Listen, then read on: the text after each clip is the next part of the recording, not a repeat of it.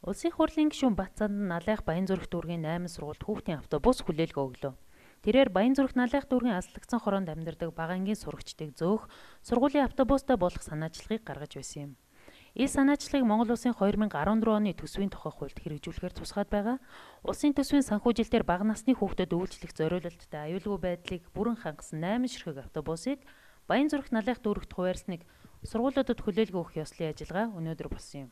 Баянзүрх дүүргийн 16 дугаар хорооны Улаанхуу арангийн 53 дугаар сургууль, 9 дугаар хорооны Шар хадны 79 дугаар сургууль, 20 дугаар хорооны Гачууртын 85 дугаар сургууль, 23 дугаар хорооны Улиастай 87 дугаар сургууль, 8 дугаар хорооны Эрдэнэ толгойн 92 дугаар сургууль, 28 дугаар хорооны Хужир булангийн 120 дугаар сургууль болон Налайх дүүргийн Эрдмийн оргил, Голомт цогцлбор сургуулиудын захирлуудад автобусны түлхүүр гардуулан хүлээлгөө өгсөн юм.